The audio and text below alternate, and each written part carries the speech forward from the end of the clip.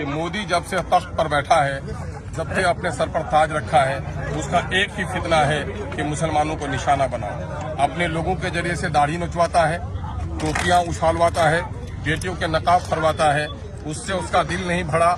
गाय के नाम पर हमारे लोगों को मरवाता है, उससे उसका दिल। इंसाफ पसंद हिंदू मुस्लिम सिख ईसाई सबके सामने में सवाल खड़ा है कि मोदी जब से तख्त पर बैठा है, जब से अपने सर पर ताज रखा है, उसका एक ही फितना है कि मुसलमानों को निशाना बनाओ। अपने लोगों के जरिए से दाढ़ी नोचवाता है, टोपियां उछालवाता है, बेटियों के नकाब फरवाता है, उससे उसका दिल नहीं भरा।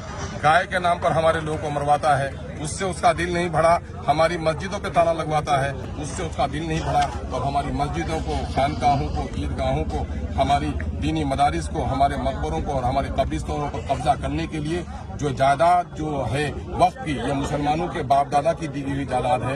ये गरीबों, यतीमों, बेवाओं, मिस्किनों, लाचारों, मुसाफिरों और मोहताजों की मदद के लिए है, दीन की असाद के लिए है। अब इस पर नाजायज कब्जा मोदी करना चाहता है और इसके जरिए से हिंदू और मुसलमानों में कब्रिस्तान की जमीन, जिस तरह एनआरसी में बहुत सारे लोगों को कहा था कि मुसलमानों को गुरेज भगवा देंगे और यहाँ की जमीन हम दोस्तों को दिलवा देंगे, ठीक उसी तरह से आरएसएस के लोग और मोदी के समर्थक लोगों में जाके कान में कहते हैं कि मुसलमानों को मिर्ची लगा दी गई है, अब ये यहाँ से परेशान होंगे, उनके कब्रिस्तानों पर कब्जा कराया जाएगा। ये मोदी चाहता है कि इस मुल्क में हिंदू और मुसलमान इत्मीनान के साथ नहीं रहे, खाना जंगी हो, सिविल वार पैदा कराना चाहता है। ये कानून मुसलमानों के गर्दन पर इससे तलवार नहीं है, बल्कि देश के संविधान की आत्मा के बिल्कुल खिलाफ है। इसलिए हम लोग मुत्तहिद होकर लड़ रहे हैं। हम किशनगंज के तमाम तर मिली तंजीमों के जिम्मेदारान को, तमाम तर जात बिरादरी के लोगों को, अपने हिंदू मुस्लिम साथियों को और तमाम तर जो एनडीए के अलावे जो सियासी पार्टियां हैं उनके नेताओं को, उनके पार्टी के जिम्मेदारों को मुबारकबाद देते हैं कि अपनी पार्टियों का झंडा समेट कर सब लोगों ने इस काले कानून के खिलाफ मुत्तहिद होकर लड़ने का फैसला किया।